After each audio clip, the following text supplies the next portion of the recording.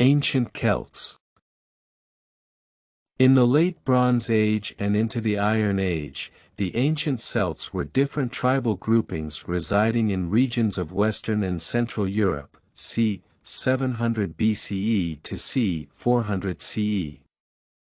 These tribes and their culture moved and developed a foothold in regions ranging from Portugal to Turkey, earning them the moniker Celts.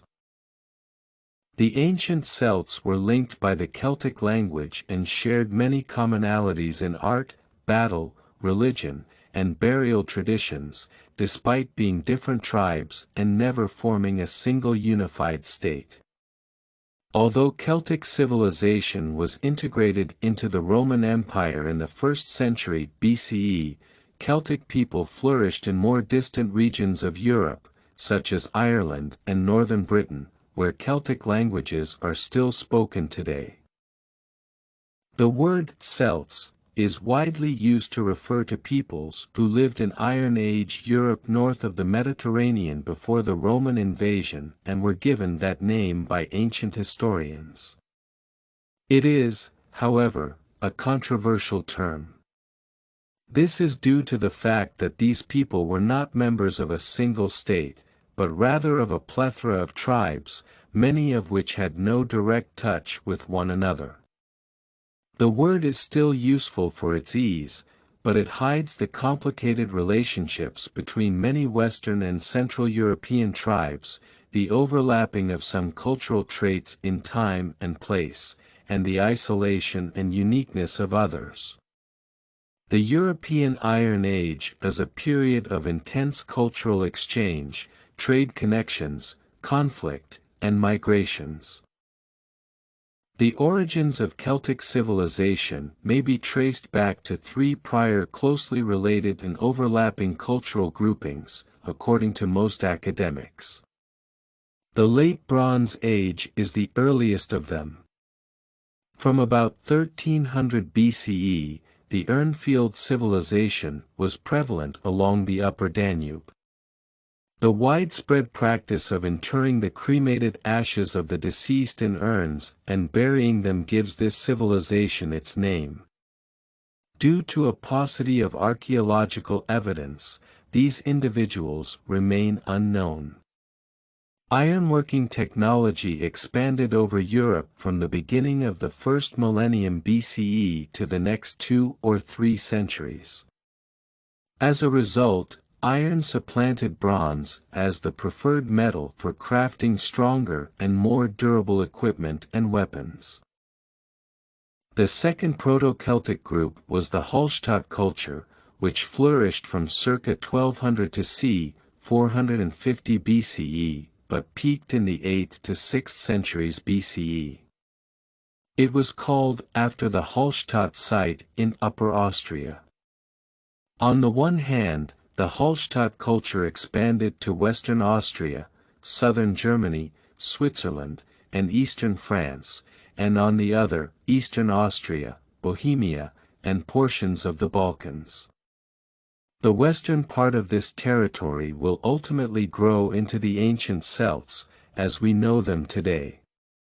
Trade, tribal affiliations, intermarriages, imitation, and migration were all potential ways for the Hallstatt civilization to expand. Local resources of salt, iron, and copper, which could be sold along waterways, helped these people flourish. The presence of imported items in Hallstatt burial mounds, as well as expensive commodities such as gold and amber jewelry, demonstrates that commerce went as far south as Mediterranean civilizations, the Etruscans in Italy and the Greek colonies in southern France. The Hallstatt civilization began to fade in the 5th century BCE, owing to a lack of local resources, increasing tribal rivalry, and a shift in trading routes. The Latine culture, c. 450, c. 50 BCE, named after a location on the northern banks of Lake Neuchâtel in Switzerland, is the third important group in the creation of Celtic civilization. The Latine civilization was eventually present in a vast arc spanning Western and Central Europe, stretching from Ireland to Romania, and was best characterized as a group of different tribes linked by shared characteristics in art and religion. Ironworking, making votive gifts in water sources, leaving weapons in graves, and painting with swirling, geometrical, and vegetal motifs are all cultural characteristics. There is a plethora of evidence indicating commerce with the Mediterranean states once again. Around important river sites like the Loire, Marne, Moselle, and Elbe, Latine centers were particularly effective. Because it existed in non-Celtic places, such as Germanic-speaking Denmark, the Latine civilization does not directly correlate to Celtic peoples. Nonetheless, the name Latine, which was developed by archaeologists to categorize objects, is still widely, though imprecisely, used to describe Celtic civilization in Europe around the 2nd millennium BCE. The shared language of numerous Iron Age European peoples is one of the most obvious markers of linkage. The Indo-European language family includes the Celtic language. Insular Celtic and Continental Celtic are the two groupings of Celtic languages that scholars have identified. After the Roman imperial period, the latter group was no longer commonly spoken, and the only surviving instances are references in the works of Greek and Roman writers, as well as few brief epigraphic remnants such as ceramic graffiti and votive and funeral stelae. Gaulish is the most well-documented of this group.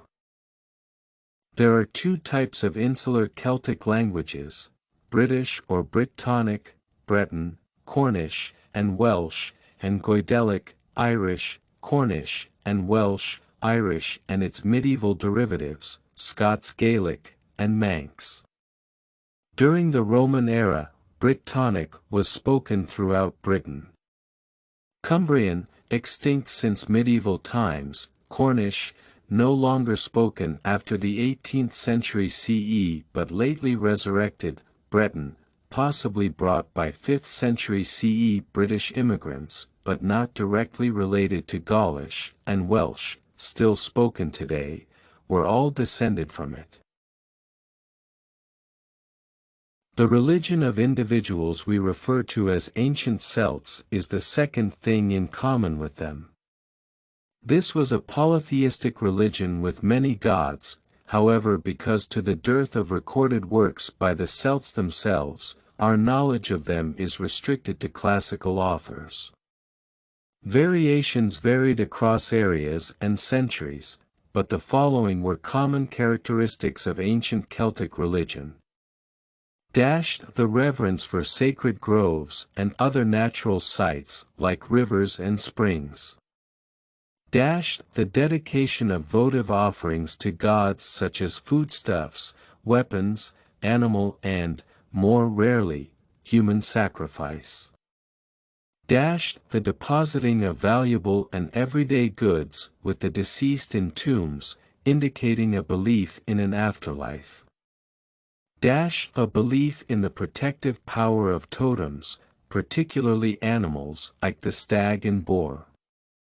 A reverence for the human head, which was considered the location of the soul. The use of taboos to ensure compliance with religious and community rules. Ceremonies led by Druids. There are no surviving holy writings, songs, or prayers for the Celtic religion since Druids are reluctant to commit their wisdom to paper. Cernunnos, the horned deity, who most likely symbolized nature and fertility, was granted all-encompassing abilities or qualities. Another important character is Lugus, later known as Lugh, the sun deity who was considered as all-knowing and all-seeing and was arguably the only universally adored god in the Celtic realm. Sequana, the personification of the river Seine, and Epona, the goddess of horses, were among the numerous female goddesses connected with healing springs and rivers. Some Celtic gods were seen as a trio, maybe symbolizing three separate facets of the same divinity, which was a unique characteristic. The three mother goddesses, the Matroni, are one example of a trinity.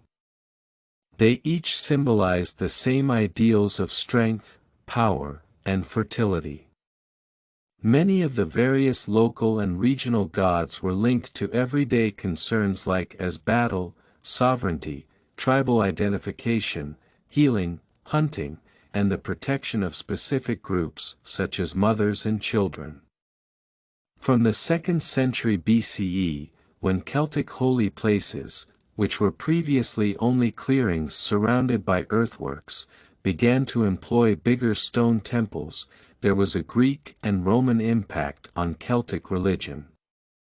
Some Greek and Roman gods found their way into the Celtic pantheon as well.